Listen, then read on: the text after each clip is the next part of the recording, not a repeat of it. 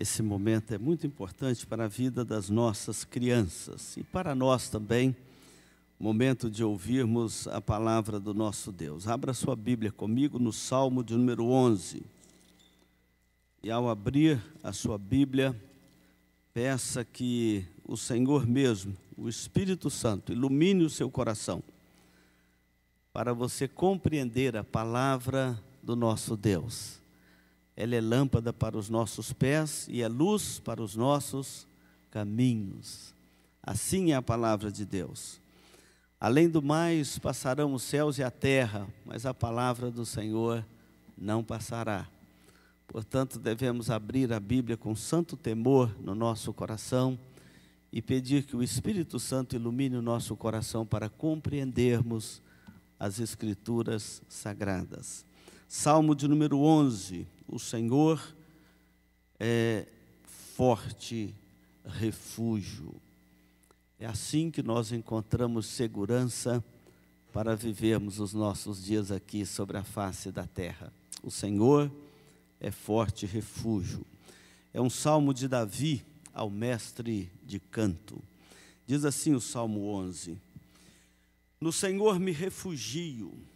Como dizeis, pois, ó minha alma, foge como pássaro para o teu monte, porque eis aí os ímpios, armam o arco, dispõem a sua flecha na corda, para as ocultas dispararem contra os retos de coração. Ora, destruídos os fundamentos, que poderá fazer o justo? O Senhor está no seu santo templo. Nos céus tem o Senhor o seu trono. Os seus olhos estão atentos, as suas pálpebras sondam os filhos dos homens. O Senhor põe à prova ao justo e ao ímpio, mas ao que ama a violência, a sua alma o abomina. Fará chover sobre os perversos brasas de fogo e enxofre, e vento abrasador será a parte do seu cálice. Porque o Senhor é justo, Ele ama a justiça, os retos lhe contemplarão a face. Vamos ler juntos o verso de número 3, vamos lá? Ora, destruídos os fundamentos, que poderá fazer o justo? Senhor Deus, pedimos que o Senhor mesmo traga ao nosso coração nesta hora graça e misericórdia. A Tua palavra é fiel e verdadeira, mas nós precisamos de compreendê-la. Para isso nós carecemos da iluminação do Teu Santo Espírito. E juntamente com o poeta cantamos, inspira, ilumina os nossos corações, ó Pai, ensina aos Teus. Espírito Divino, dissipa as trevas destes corações. E com a luz do Teu celeste ensino, vem aclarar as santas instruções. Aviva em nós as forças da memória, pois sempre mais queremos conhecer o Rei dos céus, o Cristo, cuja glória enleva os santos anjos de prazer. Dá-nos agora graça para compreendermos a Tua palavra, na beleza da palavra do Senhor e da Tua santidade. Pedimos isto em nome de Jesus. Amém, Senhor. Amém. Hoje nós estamos comemorando 504 anos da Reforma Protestante do século XVI. A data ficou institucionalizada quando Lutero, Martinho Lutero, monge agostiniano, fixou aquelas 95 teses na porta da igreja de Wittenberg, na Alemanha. E é o mesmo reformador que escreve aquele hino que nós gostamos de cantar, e vamos cantar ainda aqui nesse culto: Castelo forte é o nosso Deus. E esse salmo aponta exatamente para essa realidade. Castelo forte é o nosso Deus, é onde nós devemos sempre nos refugiar, é onde nós devemos buscar refúgio para enfrentarmos todas as lutas e desafios que nós temos como cristãos e como igreja aqui sobre a face da terra. Mas o fato de estarmos celebrando hoje 504 anos da Reforma Protestante, termos distanciado tanto desta data tão importante, nós não podemos celebrá-la com menos alegria do que celebraram nossos irmãos naqueles primeiros anos após o ano 1517, na Alemanha e por toda a Europa. Lembramos com alegria, nestes momentos do ano, e quando celebramos a Reforma, lembramos com alegria dos feitos do nosso Deus no século XVI e ao longo destes 504 anos, através dos nossos pais reformadores. E sempre lembramos dos nomes mais comuns da Reforma, como Martinho Lutero, Felipe Melanchthon, João Calvino, John Knox, Martin Bucer e outros que deixaram seus nomes e seus legados na história e lutaram valentemente. Recentemente, uma das editoras brasileiras lançou um livro chamado As Grandes Mulheres da Reforma. Recomendo a leitura deste livro. Conta histórias extraordinárias, que a gente conhece muitos reformadores, mas conhece pouco o restante da comunidade do período da Reforma Protestante do século XVI, e agora é lançado este livro. Mas eu sempre penso, irmãos, que neste dia de celebrarmos a Reforma, é um tempo de reflexão para a igreja, porque os desafios que os nossos pais reformadores enfrentaram, muitos deles estão aí, diante de nós, e que continuam sendo enfrentados pela igreja, apesar de tanto tempo depois, mais de meio milênio depois deste ato heróico da Reforma Protestante do século XVI.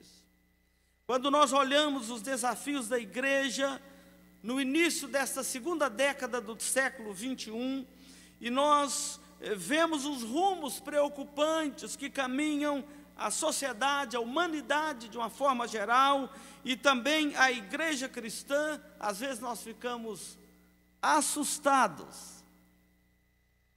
Quem vai dizer que não ficou assustado esta semana com as notícias que circulou na internet a respeito de várias posturas, não só com aquele jogador de futebol, como o STF interrompendo uma lei do nosso estado de colocar Bíblia nas bibliotecas públicas do nosso estado.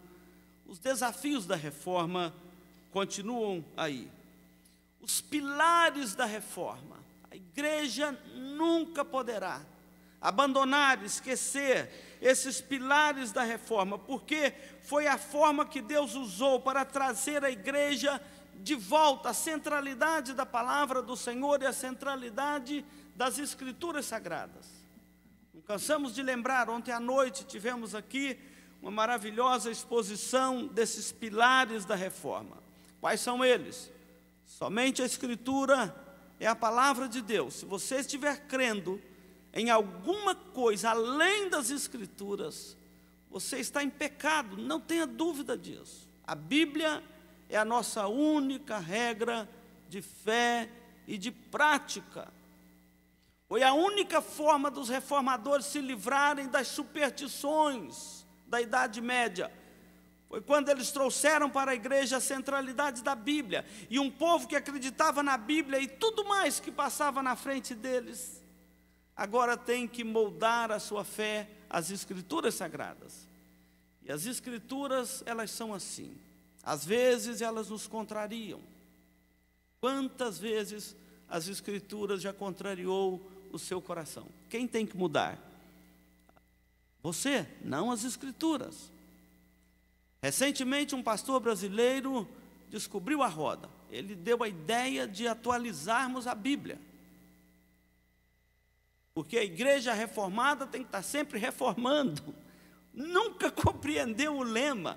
Tem que estar sempre reformando à luz da palavra de Deus.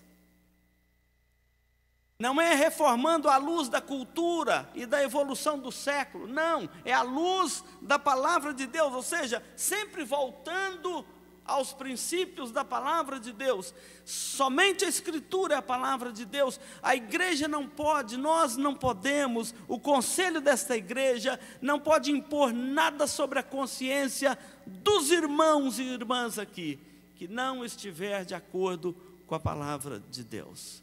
É por isso que quando você professa a sua fé em Cristo, você fala assim, que promete ser fiel às autoridades da igreja, mas não é cegamente. A pergunta complementa dizendo assim: enquanto essas autoridades forem fiéis à palavra de Deus, é o limite de toda liberdade, ou é o limite de toda obediência cristã, da nossa consciência. Até onde aquilo não fere a palavra de Deus.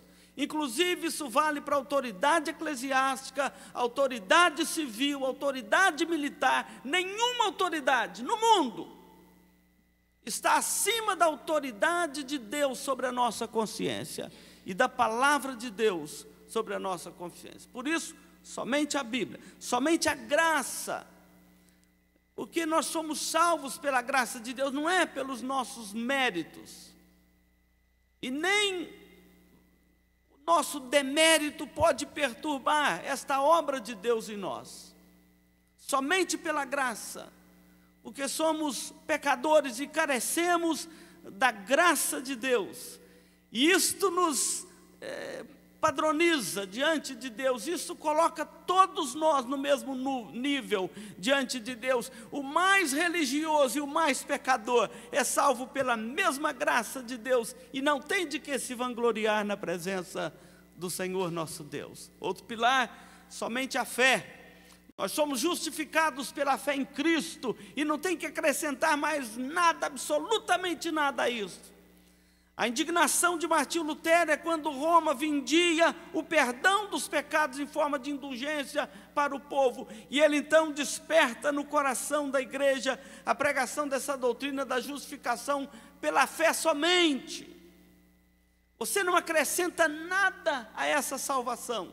A única coisa que a Bíblia exige de você e de mim é crer em Jesus Cristo como nosso Salvador, somente pela fé. Somente Cristo. Não tem Cristo mais a igreja, Cristo mais a penitência, Cristo mais as minhas boas obras. Não tem como, é Cristo somente.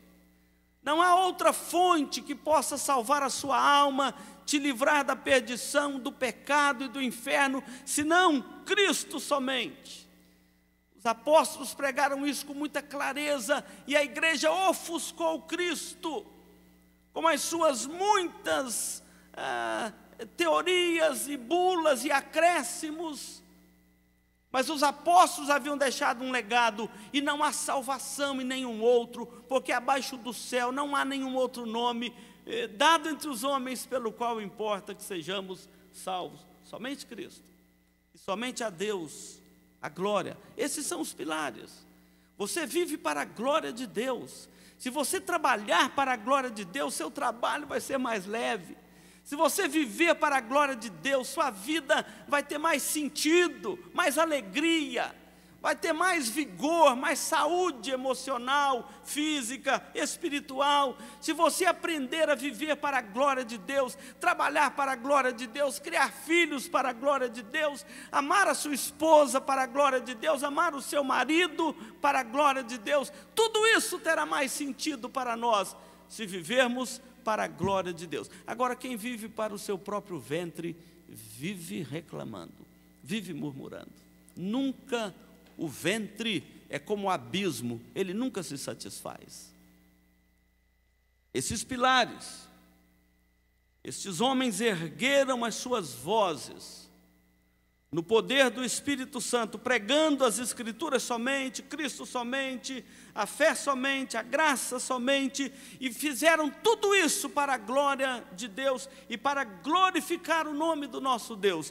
E o resultado que nós conhecemos disso é que o mundo caído nas trevas da Idade Média, em seu tempo, ele foi agora restaurado para a glória de Deus e mudou a história da humanidade, esta reforma do século XVI. E isso nos mostra um caminho de esperança para os nossos dias.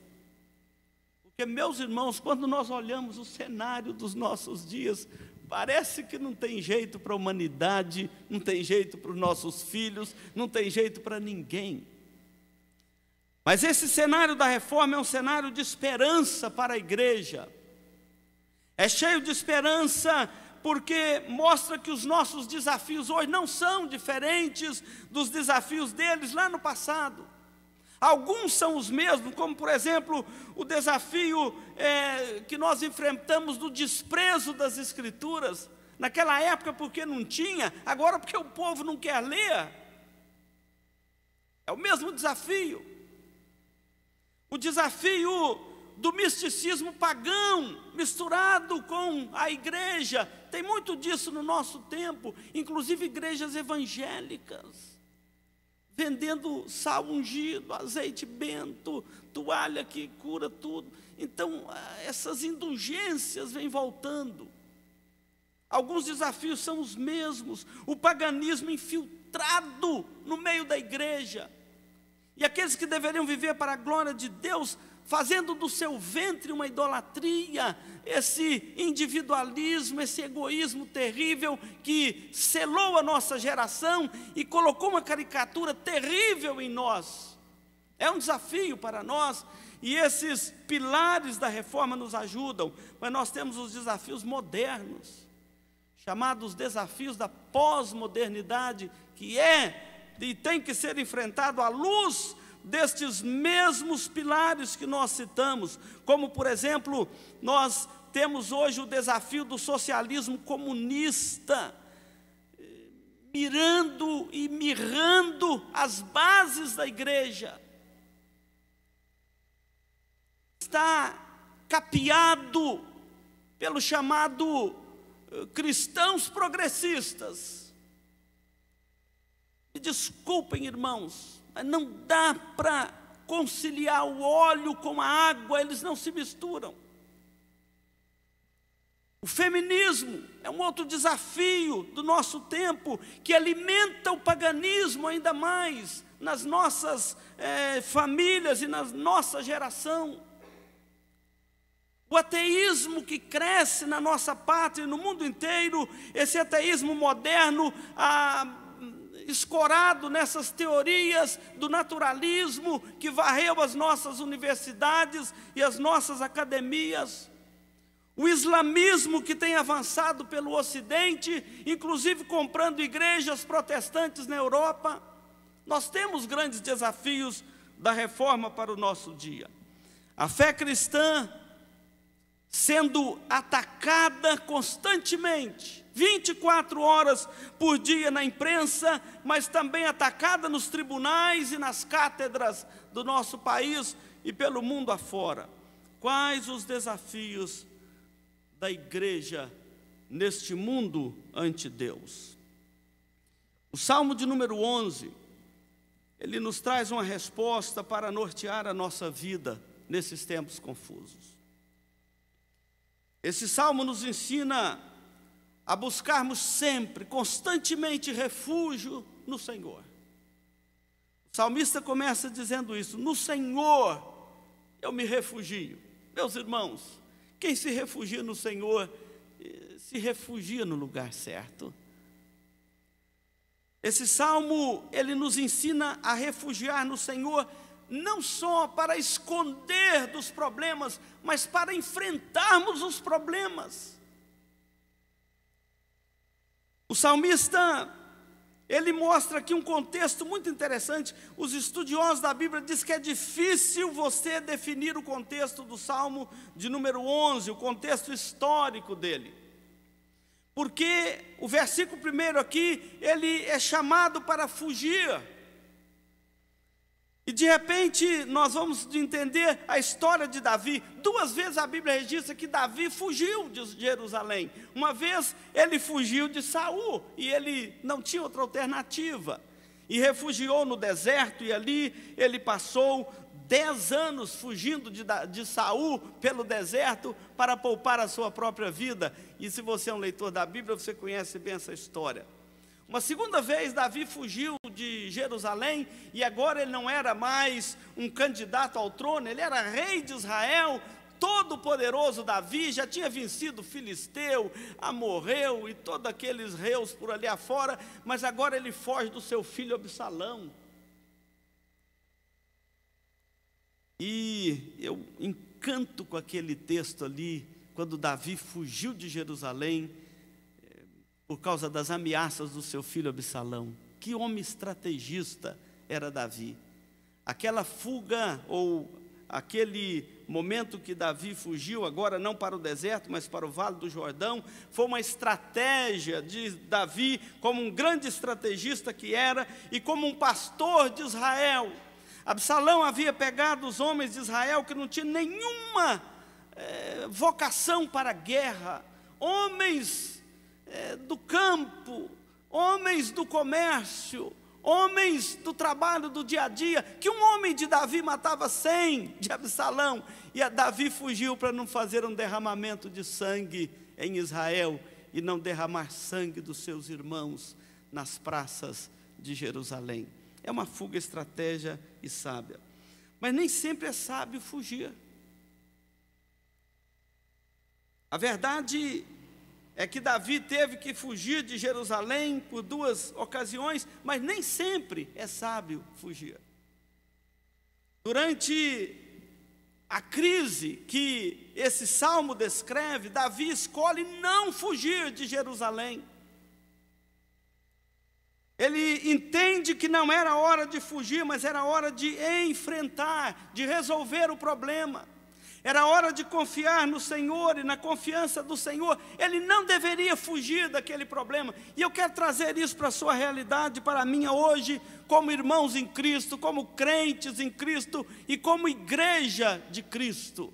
Meus irmãos, tem algumas causas, algumas lutas que a gente deve fugir delas. Tem outras que nós devemos enfrentá-las. Davi não fugiu do Golias, por exemplo. E ele estava diante de um inimigo, aparentemente, muito mais forte do que ele. E ele diz: quem é esse incircunciso para blasfemar contra o Deus de Israel? E ele disse: você vem com espada, lança, eu vou em nome do Deus de Israel contra você. E foi assim que ele derrubou aquele Golias, aquele gigante. Então tem hora que você pode ser o menor, mas você não poderá fugir do maior aos seus olhos. É o caso da igreja nos nossos dias.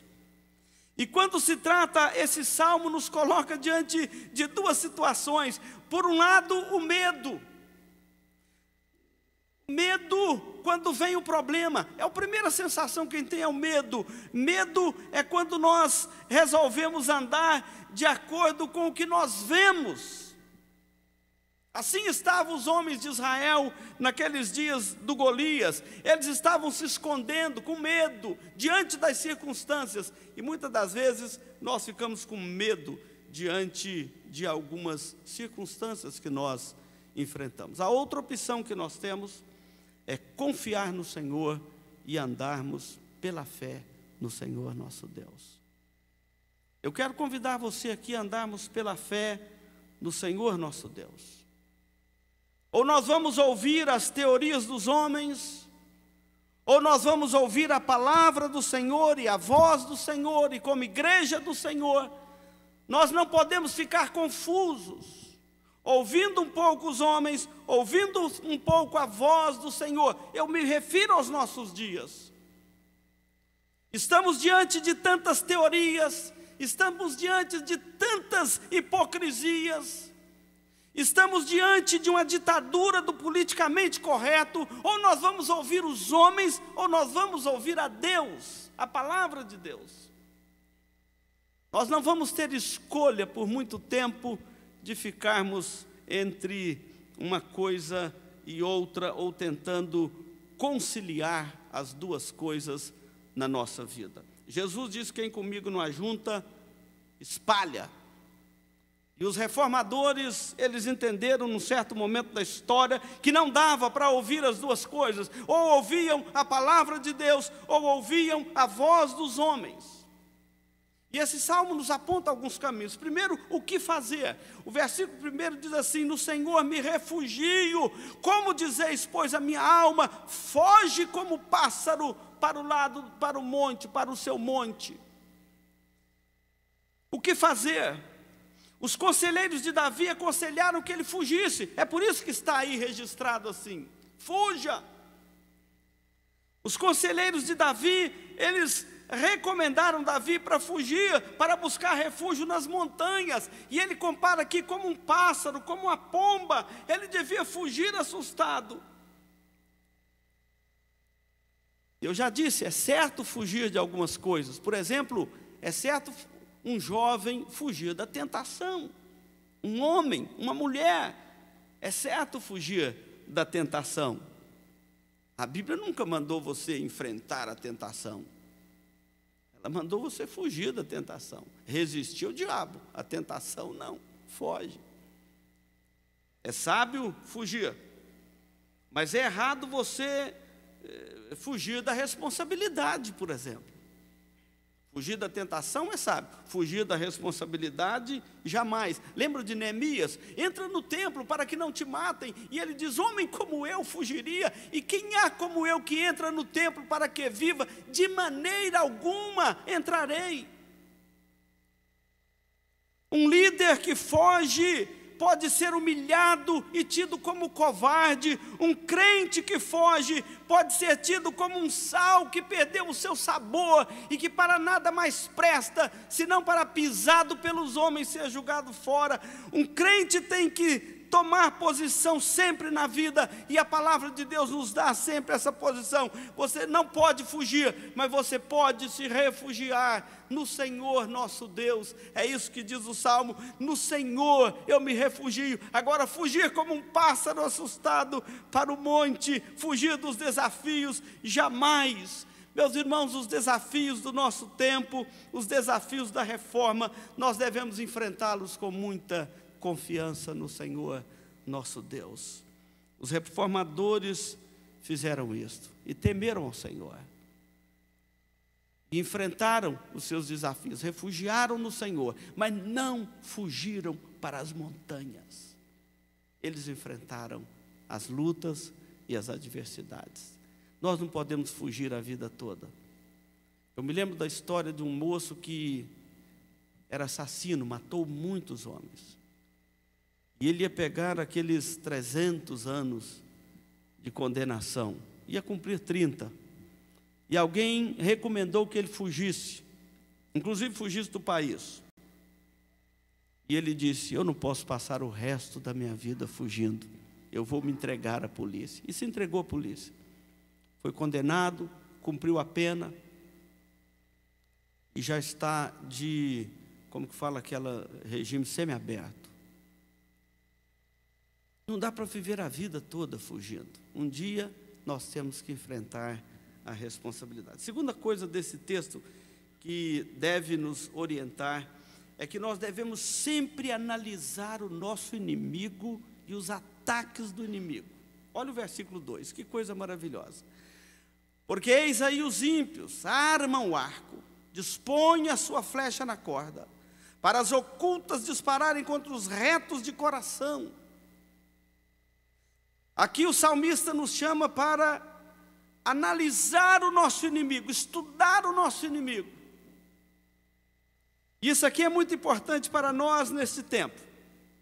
Warren Wiersbe, comentarista bíblico, comentando esse salmo, ele sugere que Davi tinha em mente, quando ele fala essas palavras, ele tinha em mente uma conspiração dentro do seu palácio.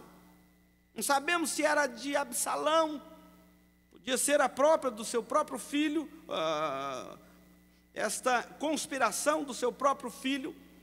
Mas o termo aqui, o arco, a flecha, são metáforas que descrevem palavras enganosas, sutis, destruidoras.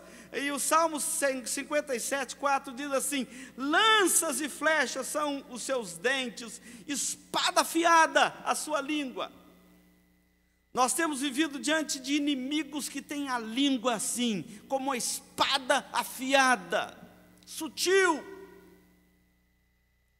A igreja neste mundo, ela está diante desses inimigos sutis que querem destruir as nossas bases a qualquer custo, e há uma conspiração sim, sutil contra a igreja de Cristo, e a cada dia ela está se tornando menos sutil, mais escancarada contra a igreja de Cristo. Serão os únicos sem direito no nosso país, já já será a igreja de Cristo. Pode esperar para ver. Assim como Davi, nós devemos colocar no Senhor a nossa confiança, porque se o inimigo é sutil, nós temos um Deus que sonda o coração dos homens. E Provérbios diz que o Senhor frustra os planos dos perversos. E nós precisamos de aprender a confiar na palavra do Senhor. Terceira lição que esse salmo nos ensina é que nós devemos preservar os fundamentos que nós recebemos do Senhor. Esse verso de número 3 mostra o que o justo deve fazer. Diz assim o texto: ora, destruídos os fundamentos, que poderá fazer o justo?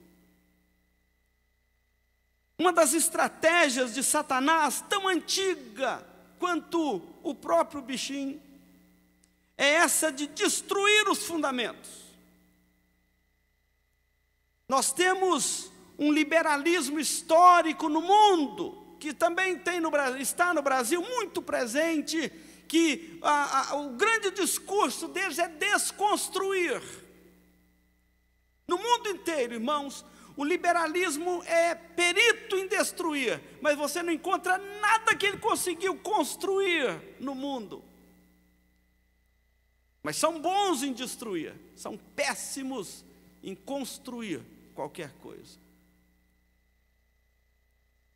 Eu tenho pensado muito neste texto, neste versículo, nos últimos dias, quando os fundamentos da nossa fé cristã estão sendo constantemente atacados, atacados e atacados. Não resta dúvida que isso é uma estratégia de Satanás. Olhando aqui para o texto, Davi havia sido escolhido por Deus como rei de Israel, e exatamente para afirmar a nação de Israel nas leis de Deus, estabelecer e firmar os fundamentos da lei de Deus na nação de Israel, e Davi estava fazendo isso muito bem.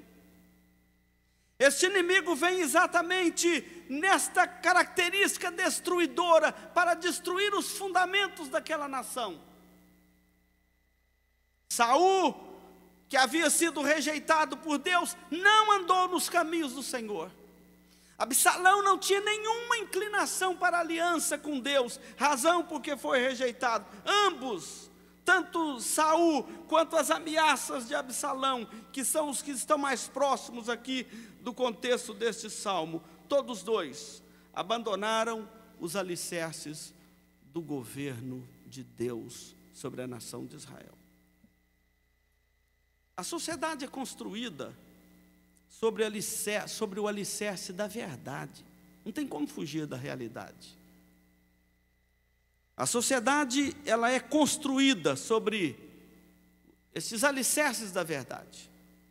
E quando esses alicerces são questionados, rejeitados, negados, essa sociedade fica enfraquecida nos seus fundamentos.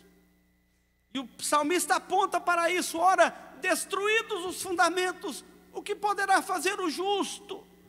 Se mudarem as nossas leis, o que podemos fazer depois? Se mudar os nossos valores, o que vamos fazer depois? Se a palavra de Deus, que é o grande fundamento da nossa fé, está sendo questionada, o que fazer? Esta é a questão. Se Deus não é mais o criador do universo, Ele vem de uma forma natural. Se as leis de Deus já não dirigem este universo, se não pode afirmar mais os preceitos básicos da palavra de Deus, que quando Deus criou o homem, a sua imagem e semelhança, Ele criou um homem, Ele criou uma mulher, macho e fêmea. Se não podemos afirmar os rudimentos básicos, os fundamentos básicos da palavra de Deus, onde vamos parar? Se a moral de uma nação é trocada pelos desejos pecaminosos de alguns alarmistas, o que vamos fazer?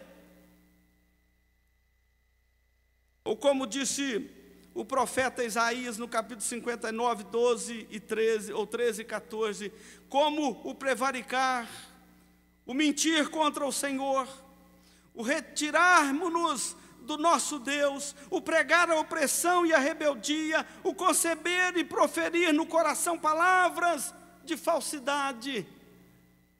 Por isso, o direito se retirou e a justiça se pôs de longe, porque a verdade anda tropeçando nas praças e a retidão já não pode entrar nem nos tribunais. Estabeleceu-se o caos da nação. Mas o salmista pergunta: destruídos os fundamentos, o que poderá fazer o justo? Vamos mudar o jeito de ler esse versículo. Nós somos aqui convocados, e a pergunta é o seguinte: o que poderá fazer o justo diante de uma situação dessa? Eu vou falar até mais diretamente para nós aqui. O que o justo está fazendo diante de uma situação perversa como essa? Por vezes Deus sacode as bases para despertar o seu povo. Presta atenção nisso aqui. Por vezes Deus sacode as nossas bases para despertar o seu povo. É como dizer assim: acorda do sono. Você não poderá continuar dormindo em berço esplêndido nesta pátria que nós vivemos. Como está a sua vida com Deus? Como está a sua comunhão com Deus? O seu compromisso com Deus, a sua vida de oração, a leitura da palavra de Deus, como está? O que você sabe das Escrituras para enfrentar esse inferno todo que nós estamos descrevendo aqui? É só você lembrar da palavra de Deus: se o meu povo, que se chama pelo meu nome, se humilhar, orar e me buscar e se converter dos seus maus caminhos, então eu ouvirei do céu, eu perdoarei os seus pecados, eu sararei a sua terra. Mas o povo de Deus é conclamado aqui. O que o justo está fazendo? Entregando as armas, entregando os filhos.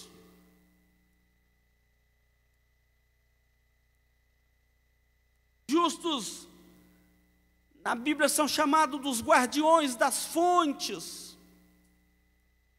A igreja é chamada como a coluna e baluarte da verdade, uma voz que não pode calar, ainda que tenha que ser levada às prisões, aos tribunais, não pode calar. E se calar, as pedras clamarão.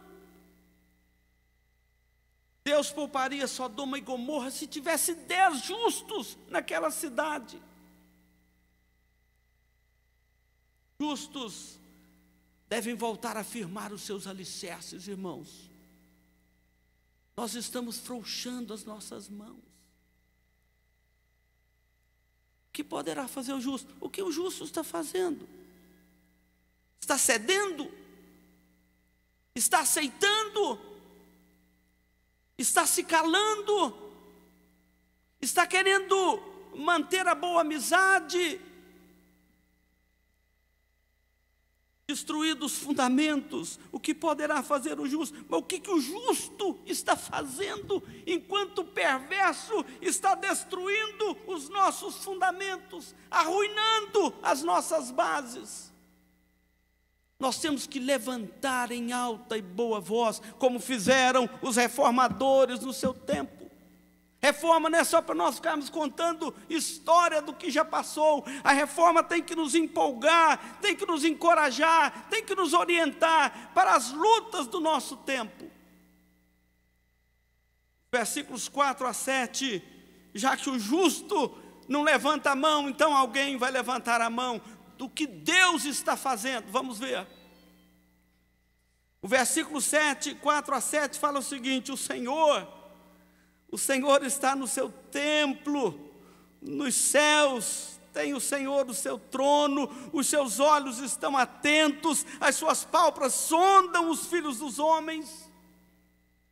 Versículo 5, o Senhor põe à prova o justo e o ímpio, mas ao que ama a violência, sua alma abomina. Ele faz chover sobre os perversos brasa de fogo e enxofre, vento abrasador será parte do seu cálice, porque o Senhor é justo, Ele ama a justiça, mas os retos contemplarão a sua face. O guarda de Israel não dorme. O justo, até o justo pode estar dormindo e aceitando que os seus fundamentos sejam destruídos. Mas o guarda de Israel não dorme, e castelo forte é o nosso Deus. Quando as coisas ao nosso redor estão sombrias, a Bíblia nos manda olhar para o alto, buscar refúgio no Senhor. Ele está no seu trono. Deus está vendo tudo que passa sobre a face da terra. Ele está vendo cada passo do perverso. Ele está vendo as suas pálpebras, olham. Ele sonda o coração dos filhos dos homens. Não vê só por fora, ele vê por dentro também.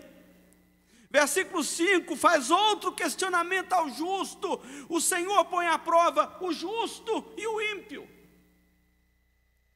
Eu penso que Deus está pondo à prova os dois no nosso tempo, tanto o justo quanto o ímpio. O justo para ver se nós vamos reagir. Quantos que se acovardam quando deveriam ser valentes, e são valentes quando deveriam ser humildes. O Senhor testa os justos, é a fim de tirar o melhor deles. Agora, se Satanás tenta, é exatamente para aflorar o pior que há em nós. Então, se o Senhor nos testa, é porque Ele quer que nós levantemos a nossa voz, levantemos a nossa mão e lutemos pela nossa casa, lutemos pela nossa fé, lutemos pela igreja de Cristo, pelo reino de Cristo, para que Ele avance sobre a face da terra. Nós não podemos abaixar a guarda. Penso que esse texto, ele atesta essa aprovação do justo com mais rigor do que do ímpio. O justo, ele não pode fugir da batalha. Ele não pode arriar as suas armas. O Salmo, ele aponta aqui para um julgamento temporal de Deus. Olha aí na sua Bíblia. O versículo de número 6 fala que Deus está julgando a terra.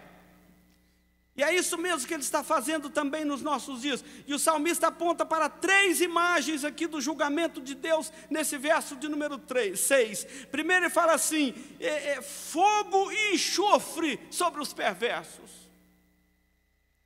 Lembrando aqui de Sodoma e Gomorra, que caiu fogo e enxofre do céu sobre aquela cidade. A segunda imagem, a segunda figura de imagem que ele coloca aqui é uma tempestade, um vento abrasador, que o perverso não consegue ficar de pé. Ele levanta, cai, é um vento abrasador. E a terceira porção é um cálice cheio de veneno, que amarga sua alma, que não deixa ele ter paz, que não deixa ele ter sossego, que não deixa ele ter paz nem para dormir. Eu estou falando isso para você entender uma coisa. Isso nos faz entender porque os ímpios estão tão irados contra Deus nos nossos dias. Porque Deus está tirando o sono deles. Deus está tirando a falsa paz do coração deles. Deus está tirando a falsa prosperidade, consegue prosperar, mas não consegue ter paz, não consegue ter alegria, não consegue ter refrigério, não consegue cuidar sequer da sua família. Nós podemos entender porque os ímpios estão tão irados contra Deus, fazendo coisas tão insanas. Vou citar 2 delas. Uma das coisas insanas que os ímpios estão fazendo por causa desse juízo de Deus que está pesando sobre eles, estão matando os filhos no próprio ventre. Ou você acha que o aborto é outra coisa? senão essa insanidade de matar o próprio filho dentro do ventre. Isso é desespero do juízo de Deus pesando sobre a consciência do ímpio. Outra coisa, está lá em Romanos capítulo 1, por se rebelar contra Deus, Deus os entregou à sua própria vontade, e eles sequer conseguem agora entender a sua própria natureza, ou seja, para se rebelar contra Deus, eles estão indo contra a sua própria natureza, homem com homem, mulher com mulher. Exatamente, revela o castigo de Deus. Afrontaram a Deus, mas não conhece o Deus que eles afrontaram.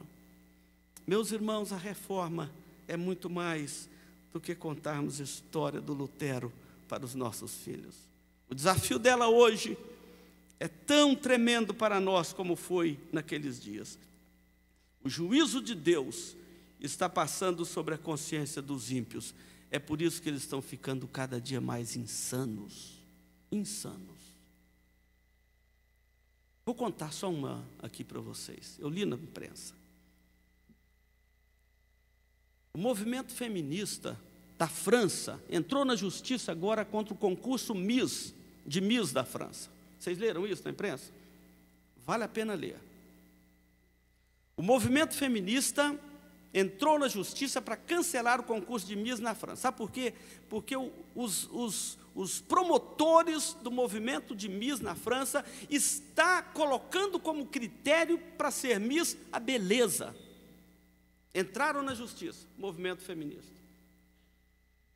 Então tem que ser Miss horror. Porque concurso de Miss não é para avaliar a beleza. E estão reclamando lá, tem que ter 1,70 m e tem que ter eu não sei quanto de peso, e estão questionando tudo. Então vai ser Miss, tem que mudar o nome agora. Olha a insanidade. Nós estamos diante, irmãos, de grandes desafios. Não podemos ceder. O juízo de Deus está deixando essa gente louca, insana. E isto está claro aos nossos olhos. Citei uma, mas poderia citar um monte semelhante a esta. Deixa eu concluir aqui, senão os irmãos não voltam domingo que vem. O que Deus tem planejado para o seu povo? Diante de tudo isto, o que Deus tem planejado para nós diante dessa terrível situação? Olha o último verso, a última frase do texto, do versículo 7 do capítulo do Salmo 11. Os retos lhe verão a face. Que coisa maravilhosa. Fica tranquilo. Podem tirar a sua vida, tirar seus direitos, tirar até a sua carteira. Mas uma coisa eles não vão tirar. Isso que Deus tem prometido para os seus filhos. Os retos lhe verão a face. Contemplarão a face.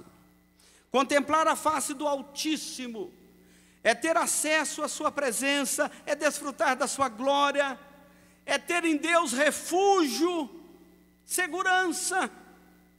Esse salmo aponta para a justiça de Cristo imputada no seu povo e para o dia da vingança do nosso Deus.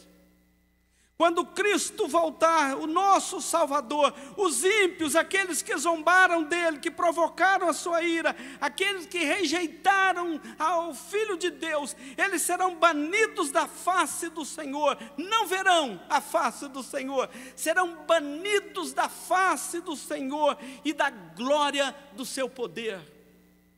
Que tristeza agora e eternamente. Enquanto a sua igreja, os seus filhos, serão recebidos nos braços do seu Salvador e contemplarão a face do Senhor, e perante Ele viverá pelos séculos dos séculos. Castelo forte é o nosso Deus. Quem luta contra Deus não vence. Quem luta contra Deus é como Paulo disse, é recalcitrar contra o próprio aguilhão. É como dar coice na ponta de um finco. A igreja está segura, os retos lhe contemplarão a face. Irmãos, nesses 504 anos da reforma, nós somos chamados não a esmorecer, não a baixar as nossas armas, nem a fugir da luta.